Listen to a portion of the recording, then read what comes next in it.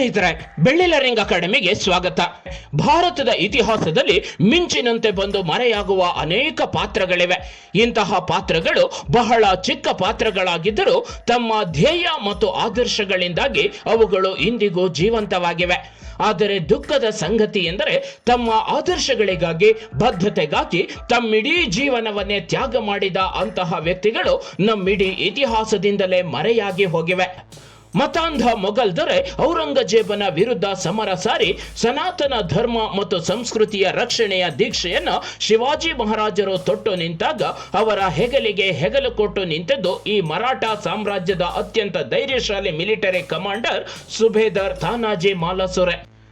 ತಾನಾಜಿ ಮಾಲಸುರೆ ಶಿವಾಜಿ ಮಹಾರಾಜರ ಬಾಲ್ಯ ಸ್ನೇಹಿತ, ಶಿವಾಜಿಯ ಆಪ್ತ ಒಡನಾಡಿ, ಶಿವಾಜಿ ಮಹಾರಾಜರ ಎಲ್ಲ ಕಾರ್ಯಗಳಲ್ಲಿ ನೆರಳಾಗಿದ್ದವರು. ಛತ್ರಪತಿ ಶಿವಾಜಿ ಮಹಾರಾಜರ ಆರಂಭಿಕ ದಿನಗಳಲ್ಲಿ ಆತನ ಎಲ್ಲ ಮಿಲಿಟರಿ ದಿಗ್ವಿಜಯಗಳಲ್ಲಿ ತಾನಾಜಿ ಮಾಲಸುರೆ ಶಿವಾಜಿಯ ಬಲಗೈ ಬಂಟನಾಗಿದ್ದ. ಹಾಗಾದರೆ ಯಾರು ಈ ತಾನಾಜಿ ಮಾಲಸುರೆ? ಶಿವಾಜಿಯ ಹಿಂದೂ ಸ್ವರಾಜ್ಯ ಸ್ಥಾಪನೆಯಲ್ಲಿ ತಾನಾಜಿ ಮಾಲಸುರೆ ಮಾಡಿದ ತ್ಯಾಗವೆಂಥದ್ದು ಎಂಬುದನ್ನು ಇಂದಿನ ಸಂಚಿಕೆಯಲ್ಲಿ ನೋಡೋಣ ಬನ್ನಿ. ಅದಕ್ಕೂ ಮೊದಲು ಇಂತಹ ಇನ್ನಷ್ಟು ವಿಷಯಗಳನ್ನು ತಿಳಿದುಕೊಳ್ಳೋದಕ್ಕೆ ನೀವಿನ್ನು ನಮ್ಮ ಚಾನೆಲ್ಗೆ ಸಬ್ಸ್ಕ್ರೈಬ್ ಆಗದಿದ್ರೆ ಈ ಕೂಡಲೇ ಸಬ್ಸ್ಕ್ರೈಬ್ ಮಾಡಿ. ಹೊಸ ವಿಷಯಗಳ ನೋಟಿಫಿಕೇಶನ್ಗಾಗಿ ಬೆಲ್ ಬಟನ್ ಕ್ಲಿಕ್ ಮಾಡಿ. ಸ್ವತಃ ಶಿವಾಜಿ ಮಹಾರಾಜರಿಂದಲೇ ಸಿಂಹ ಎಂದು ಕರೆಸಿಕೊಂಡಿದ್ದ ತಾನಾಜಿ ಸಾಹಸ ಮತ್ತು ಶೌರ್ಯಗಳಿಗೆ ಹೆಸರಾದವರು. ಮರಾಠ ಸಾಮ್ರಾಜ್ಯದ ಸ್ಥಾಪನೆಗೆ ಸಹಾಯ ಮಾಡಿದ ಯೋಧರ ಗುಂಪಿನ ನಾಯಕರಾಗಿದ್ದವರು. 1646ರಲ್ಲಿ ಶಿವಾಜಿ ಬಿಜಾಪುರದ ಆದಿಲ್ ಶಾಹಿಗಳಿಂದ ತೋರ್ನಾ ಕೋಟೆಯನ್ನ ವಶಪಡಿಸಿಕೊಳ್ಳುವಾಗ ತಾನಾಜಿ ಅಕ್ಷರಶಃ ಗಾಯಗೊಂಡ ಸಿಂಹದಂತೆ ರೊಚ್ಚಿಗೆದ್ದು ಕಾದಾಡಿದ್ದರು. ಈ ಗೆಲುವು ತಾನಾಜಿಯನ್ನು ಶಿವಾಜಿಯ ಅತ್ಯಂತ ವಿಶ್ವಾಸಾರ್ಹ ಮತ್ತು ಸಮರ್ಥ ಸೇನಾಧಿಕಾರಿಗಳಲ್ಲಿ ಒಬ್ಬರೆಂದು ಗುರುತಿಸಿತು. ಜವಾಲಿ ಮತ್ತು ಪ್ರತಾಪಗಢದಂತಹ ಯುದ್ಧಗಳಲ್ಲಿ ತಾನಾಜಿ ತೋರಿದ ಯುದ್ಧ ಕೌಶಲ ಅವರನ್ನ ಶಿವಾಜಿ ಮಹಾರಾಜರಿಗೆ ಮತ್ತಷ್ಟು ಹತ್ತಿರವಾಗಿಸಿತು. 1665ರಲ್ಲಿ ಮತಾಂಧ ಮೊಘಲ್ ದೊರೆ ಔರಂಗಜೇಬ ಶಿವಾಜಿ ಮಹಾರಾಜರ ಬೆಳವಣಿಗೆಯನ್ನ ಸಹಿಸದೆ ತನ್ನ ಸೇನಾಪತಿ ಜಯಸಿಂಗನನ್ನ ಮರಾಠರ ವಿರುದ್ಧ ದಂಡಯಾತ್ರೆಗೆ ನೇಮಿಸಿದ. ಯುದ್ಧದಲ್ಲಿ ಮೊಘಲರ ಕೈ ಮೇಲಾಯಿತು. ಅನ್ಯ ಮಾರ್ಗವಿಲ್ಲದೆ ಮರಾಠರು ಜಯಸಿಂಗನೊಂದಿಗೆ ಒಪ್ಪಂದಕ್ಕೆ ಬರಬೇಕಾಯಿತು. ಅದೇ ಐತಿಹಾಸಿಕವಾದ ಪುರಂದರಗಡ ಒಪ್ಪಂದ. ಇದರ ಪ್ರಕಾರ ಮರಾಠರು ತಮ್ಮ 2 ಪ್ರಮುಖ ಕೋಟೆಗಳಾದ ಕೊಂಧಾನ ಮತ್ತು ಪುರಂದರಗಡಗಳನ್ನು ಮೊಘಲರಿಗೆ ಬಿಟ್ಟುಕೊಡಬೇಕಾಯಿತು. ಜೊತೆಗೆ 23 ಕೋಟೆಗಳನ್ನು ಮೊಘಲರಿಗೆ ಒಪ್ಪಿಸುವಂತೆ ಒತ್ತಾಯಿಸಲಾಯಿತು. ಈ ಒಪ್ಪಂದ ಮರಾಠರ ಸ್ವಾಭಿಮಾನವನ್ನ ಘಾಸಿಗೊಳಿಸಿತು. ಮರಾಠ ರಾಜಮಾತೆ ಶಿವಾಜಿ ಮಹಾರಾಜರ ತಾಯಿ ಜೀಜಾಬಾಯಿಗಂತೂ ಮರಾಠರ ಈ ಸೋಲು ಸಹಿಸಲಸಾಧ್ಯವಾದ ಯಾತನೆಯನ್ನುಂಟು ಮಾಡಿತು. ರಾಜಮಾತೆ ಜೀಜಾಬಾಯಿಗೆ ಕೊಂಧಾನ ಕೋಟೆ ಅಂದರೆ ಈಗಿನ ಸಿಂಹಗಡ ಕೋಟೆ ಮೊಘಲರ ಅಧೀನವಾಗುವುದು ಸಹ್ಯವಾಗಲಿಲ್ಲ. ಕೂಡಲೇ ಮಾತೆ ಜೀಜಾಬಾಯಿ ಆಕೆಯ ಒಬ್ಬ ಸವಾರನನ್ನು ಕರೆದು ನೀನೀಗಲೇ ರಾಜ್ಗಢಗೆ ತೆರಳಿ ಶಿವಾಜಿ ಮಹಾರಾಜರ ಬಳಿಗೆ ಹೋಗಿ ಅವರ ತಕ್ಷಣದ ಉಪಸ್ಥಿತಿಯನ್ನ ಬಯಸುವುದಾಗಿ ಹೇಳುವಂತೆ ಮಾತೆ ಜೀಜಾಬಾಯಿ ಆದೇಶಿಸಿದರು. ಶಿವಾಜಿ ಮಹಾರಾಜರು ತಮ್ಮ ತಾಯಿಯ ಕರೆಗೆ ಕಾರಣವೇನೆಂಬುದನ್ನು ತಿಳಿಯದೆ ತಕ್ಷಣ ಪ್ರತಾಪಗಢಕ್ಕೆ ಧಾವಿಸಿದರು. ಸಿಂಹಗಡದ ಸೋಲಿನ ಕುರಿತು ತೀವ್ರ ಅಸಮಾಧಾನವನ್ನ ವ್ಯಕ್ತಪಡಿಸಿದರು ರಾಜಮಾತೆ. ಶಿವಾಜಿ ಕೊಂಧಾನ ಕೋಟೆಯ ಗೆಲುವು ಕಷ್ಟವೆಂಬುದನ್ನು ಮಾತೆಗೆ ಅರ್ಥೈಸಲು ಪ್ರಯತ್ನಿಸಿದರು. ಆದರೆ ಆ ಮಹಾತಾಯಿಯ ಹಠದ ಮುಂದೆ ಮಗನ ವಿನಂತಿ ಮಂಕಾಯಿತು. ಕೊನೆಗೂ ತನ್ನ ತಾಯಿಯ ಅಸಮಾಧಾನಕ್ಕೆ ಹೆದರಿದ ಶಿವಾಜಿ ಇಂತಹ ಅಪಾಯಕಾರಿ ಕೆಲಸವನ್ನ ವಹಿಸಿಕೊಡಬಹುದಾದ ಸೂಕ್ತ ವ್ಯಕ್ತಿಯ ಬಗ್ಗೆ ಯೋಚಿಸಿದರು. ಶಿವಾಜಿ ಮಹಾರಾಜರಂತಹ ಸಮರ್ಥ ವ್ಯಕ್ತಿ, ತಮ್ಮ ಬಾಲ್ಯದ ಒಡನಾಡಿ, ಎಂತಹ ಕ್ಲಿಷ್ಟಕರ ಸಂದರ್ಭಗಳಲ್ಲಿಯೂ ತನ್ನೊಂದಿಗಿದ್ದ ಕಬ್ಬಿಣದ ಇಚ್ಛಾಶಕ್ತಿಯ ವ್ಯಕ್ತಿ ತಾನಾಜಿ ಮಾಲಸುರೆಯ ಹೊರತು ಶಿವಾಜಿಗೆ ಬೇರೆ ಯಾರೂ ಕಾಣಿಸಲಿಲ್ಲ. ತಕ್ಷಣವೇ ತಾನಾಜಿಯವರಿಗೆ ಶಿವಾಜಿಯಿಂದ ಕರೆ ಬಂತು. ತಾನಾಜಿ ತಮ್ಮ ಕಿರಿಯ ಸಹೋದರ ಸೂರ್ಯಾಜಿ ಮತ್ತು ಅವರ ಚಿಕ್ಕಪ್ಪ ಶೆಲರ್ ಮಾಮರೊಂದಿಗೆ ಶಿವಾಜಿ ಮಹಾರಾಜರಲ್ಲಿಗೆ ಧಾವಿಸಿದರು. ಶಿವಾಜಿಗೆ ತನ್ನ ಪ್ರೀತಿಯ ಒಡನಾಡಿಗೆ ಇಂತಹ ಒಂದು ಅಪಾಯಕಾರಿ ಕಾರ್ಯಾಚರಣೆಗೆ ಕರೆ ನೀಡಲಾಗಿದೆ ಎಂದು ಹೇಳುವ ಧೈರ್ಯವಿರಲಿಲ್ಲ. ಮಾತೆ ಜೀಜಾಬಾಯಿಯಲ್ಲಿಗೆ ತಾನಾಜಿಯವರನ್ನ ಕಳುಹಿಸಿದರು. ರಾಜಮಾತೆ ಜೀಜಾಬಾಯಿಯಿಂದ ತನ್ನ ಕಾರ್ಯದ ಬಗ್ಗೆ ತಿಳಿದ ತಾನಾಜಿ ಎದೆಗುಂದಲಿಲ್ಲ. ಸಿಂಹ ಹೃದಯದ ತಾನಾಜಿ ಸಿಂಹಗಡದ ಗೆಲುವನ್ನ ಸಾಧಿಸುವುದಾಗಿ ಅಥವಾ ಆ ಪ್ರಕ್ರಿಯೆಯಲ್ಲಿ ಸಾಯುವುದಾಗಿ ಪ್ರತಿಜ್ಞೆ ಮಾಡಿದ. ಆ ಸಮಯದಲ್ಲಿ ತಾನಾಜಿ ತನ್ನ ಮಗ ರಬಯಾನ ಮದುವೆ ಸಿದ್ಧತೆಯಲ್ಲಿ ನಿರತನಾಗಿದ್ದ. ಛತ್ರಪತಿಯಿಂದ ಕರೆ ಬಂದ ತಕ್ಷಣ ಆ ಮದುವೆ ಸಿದ್ಧತೆಗಳನ್ನೆಲ್ಲ ಸ್ಥಗಿತಗೊಳಿಸಿ ಸ್ವರಾಜ್ಯ ರಕ್ಷಣೆಗೆ ಧಾವಿಸಿದ. ಇದಕ್ಕಾಗಿ ತಾನಾಜಿ 1000 ಬಲಿಷ್ಠ ಮಾವಳಿಗಳ ಪಡೆಯನ್ನ ಸಂಘಟಿಸಿದ. ಮಾವಳಿ ಜನಾಂಗ ಧೈರ್ಯ ಮತ್ತು ಸಾಹಸಗಳಿಗೆ ಹೆಸರುವಾಸಿಯಾಗಿತ್ತು. ಕೊಂಧಾನ ಕೋಟೆಯ ರಕ್ಷಣೆಗಾಗಿ ಮೊಘಲರು ಈಗಾಗಲೇ ಒಂದು ಸೇನಾ ತುಕಡಿಯನ್ನೇ ನೇಮಿಸಿದ್ದರು. ಮೊಘಲ ಸೈನಿಕರಿಗೆ ತಿಳಿಯದಂತೆ ಕೋಟೆಯನ್ನ ಭೇದಿಸುವುದು ಬಹುತೇಕ ಅಸಾಧ್ಯವಾಗಿತ್ತು. ಅಸಾಧ್ಯವಾದುದನ್ನು ಸಾಧಿಸುವ ಚಾಣಾಕ್ಷತೆ ತಾನಾಜಿಯವರಲ್ಲಿತ್ತು.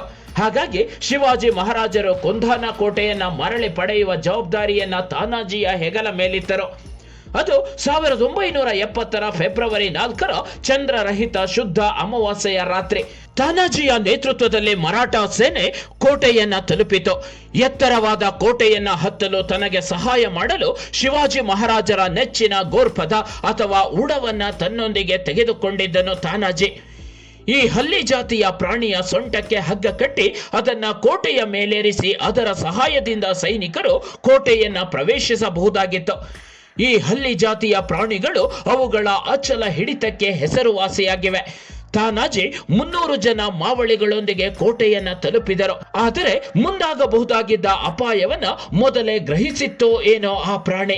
ಮುಂಬರುವ ವಿಪತ್ತಿನ ಬಗ್ಗೆ ತಾನಾಜಿಗೆ ಎಚ್ಚರಿಕೆ ನೀಡುವಂತೆ ಕೋಟೆಯನ್ನೇರಲು ನಿರಾಕರಿಸಿತು. ತಾನಾಜಿ ತನ್ನ ಕೋಪವನ್ನ ವ್ಯಕ್ತಪಡಿಸಿದಾಗ ಅನ್ಯ ಮಾರ್ಗವಿಲ್ಲದೆ ಆ ಉಡ ಬೆಟ್ಟದ ತುದಿಯನ್ನ ಹತ್ತಿತು ಹಾಗೂ ಮರಾಠ ಸೈನಿಕರಿಗೆ ಕೋಟೆಯ ಗೋಡೆಯನ್ನೇರಲು ಸಹಾಯ ಮಾಡಿತು. 300 ಜನ ಮರಾಠ ಸೈನಿಕರು ಬೆಟ್ಟದ ತುದಿಯನ್ನ ತಲುಪುವ ಮೊದಲೇ ಮೊಘಲ್ ಕಾವಲುಗಾರರು ಅವರ ಆಗಮನವನ್ನ ಪತ್ತೆ ಹಚ್ಚಿದರು. ಮರಾಠರು ಕಾವಲುಗಾರರನ್ನ ಬೇಗನೆ ಕೊಂದರು. ಮರಾಠರ ಉಳಿದ 700 ಜನ ಸೈನಿಕರು ಕೋಟೆಯ ಕೆಳಭಾಗದಲ್ಲಿ ಉಳಿದುಕೊಂಡಿದ್ರು. ಮರಾಠ ಮತ್ತು ಮೊಘಲ ಪಡೆಗಳ ನಡುವೆ ಭೀಕರ ಯುದ್ಧ ನಡೆಯಿತು. ಮರಾಠರು ಮೊಘಲ ಪಡೆಗಳ ಮೇಲೆ ತೀವ್ರ ದಾಳಿ ಮಾಡಿ ಭಾರಿ ಆಘಾತವನ್ನುಂಟು ಮಾಡಿದರು. ಇದಾಗಿ ಕೆಲ ಗಂಟೆಗಳ ನಂತರ ಸಿಂಹಗಡ ಕೋಟೆ 2 ಮದಗಜಗಳ ಕಾದಾಟಕ್ಕೆ ಸಾಕ್ಷಿಯಾಯಿತು. ತಾನಾಜಿ ಮಾಲಸೂರೆ ಮತ್ತು ಉದಯಭಾನ ನಡುವೆ ಕತ್ತಿ ವರಸೆ ಪ್ರಾರಂಭವಾಯಿತು. ತಾನಾಜಿಯ ಗುರಾಣಿ 2 ಹೋಳುಗಳಾಗಿ ಮುರಿದು ಹೋಯಿತು. ಅರೆ, ಗುರಾಣಿ ತುಂಡಾದರೇನು? ತುಂಡಾಗಿದ್ದು ಆತನ ಮನಃಶಕ್ತಿಯಲ್ಲ, ತಾನಾಜಿಯ ಸ್ವಾಭಿಮಾನ, ಸ್ವರಾಜ್ಯ ಪ್ರೇಮ, ಶಿವಾಜಿಯ ಮೇಲಿನ ನಿಷ್ಠೆ ಕಿಂಚಿತ್ತೂ ಕಡಿಮೆಯಾಗಿರಲಿಲ್ಲ. ರಾಜಮಾತೆ ಜೀಜಾಬಾಯಿಗೆ ತಾನು ನೀಡಿದ ಮಾತು ಆ ಸಮಯದಲ್ಲೂ ಆತನ ಕಿವಿಯಲ್ಲಿ ಅನುರಣಿಸುತ್ತಿತ್ತು. ತಾನಾಜಿ ತನ್ನ ಪೇಟದ ಬಟ್ಟೆಯನ್ನ ತನ್ನ ತೋಳಿಗೆ ಕಟ್ಟಿಕೊಂಡು ತನ್ನ ದೇಹದಲ್ಲೇ ಉಸಿರಿರುವವರೆಗೂ ಹೋರಾಡಿದ.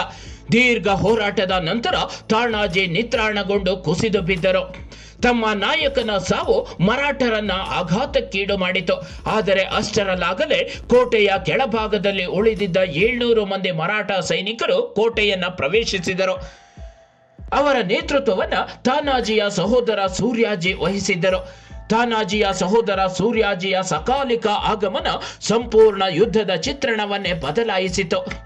ಮುಂದುವರೆದ ಭೀಕರ ಯುದ್ಧದಲ್ಲಿ ಮೊಘಲ ಕಮಾಂಡರ್ ಉದಯಭಾನು ಕೂಡ ಕೊಲ್ಲಲ್ಪಟ್ಟನು. ಸುಮಾರು 500 ಜನ ಮೊಘಲ ಸೈನಿಕರು ಹತರಾದರು. ಮರಾಠರಿಗಿದೊಂದು ದೊಡ್ಡ ವಿಜಯವಾಗಿತ್ತು. ವಿಜಯದ ಸುದ್ದಿಯನ್ನ ಕೇಳಿದ ತಕ್ಷಣವೇ ಶಿವಾಜಿ ಮಹಾರಾಜರು ತನ್ನ ಅತ್ಯಾಪ್ತನನ್ನ ಅಭಿನಂದಿಸಲು ಉತ್ಸುಕರಾಗಿ ಕೋಟೆಗೆ ಧಾವಿಸಿದರು. ಆದರೆ ಕ್ಷಣ ಮಾತ್ರದಲ್ಲಿ ಶಿವಾಜಿ ಮಹಾರಾಜರ ಹರ್ಷ ಮಾಯವಾಯಿತು. ತಾನಾಜಿಯ ಮೃತದೇಹವನ್ನ ನೋಡಿದ ಶಿವಾಜಿಯ ಚೈತನ್ಯ ಮರೆಯಾಯಿತು. ಕರ್ಣನ ಮೃತದೇಹವನ್ನ ಕಂಡ ದುರ್ಯೋಧನ ರೋಧಿಸುವಂತೆ 12 ದಿನಗಳ ಕಾಲ ಶಿವಾಜಿ ಮಹಾರಾಜರು ತಾನಾಜಿಯನ್ನ ನೆನೆದು ರೋಧಿಸಿದರೆಂದರೆ ಅದು ತಾನಾಜಿ ಮತ್ತು ಶಿವಾಜಿಯ ನಡುವೆ ಇದ್ದಂತಹ ಮಧುರ ಬಾಂಧವ್ಯ. ತನಗೆ ನೀಡಿದ ಒಂದೇ ಮಾತಿಗಾಗಿ ಪ್ರಾಣದ ಹಂಗು ತೊರೆದು ಹೋರಾಡಿ ಹುತಾತ್ಮನಾದ ತಾನಾಜಿಯ ಮೃತದೇಹವನ್ನ ನೋಡಲು ಬಂದ ರಾಜಮಾತೆ ಜೀಜಾಬಾಯಿ ಸ್ಕಾರ್ಫ್ ತೆಗೆದು ಆತನ ಮುಖವನ್ನ ನೋಡಿದಳು. ಆಕೆ ಅಳುತ್ತಾ, ಶಿವಾಜಿ ಮಹಾರಾಜ, ಇಂದು ನಿನ್ನ ಅತ್ಯುತ್ತಮ ಅಂಗವನ್ನ ಕತ್ತರಿಸಲಾಗಿದೆ ಎಂದು ದುಃಖಿಸುತ್ತಾಳೆ ಆ ಮಹಾತಾಯಿ.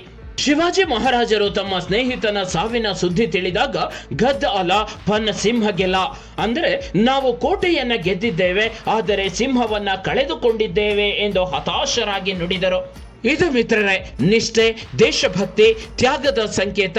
ಸ್ವತಃ ಶಿವಾಜಿ ಮಹಾರಾಜರಿಂದಲೇ ಸಿಂಹವೆಂದು ಕರೆಸಿಕೊಂಡಿರುವ ವೀರ ಸೇನಾನಿ.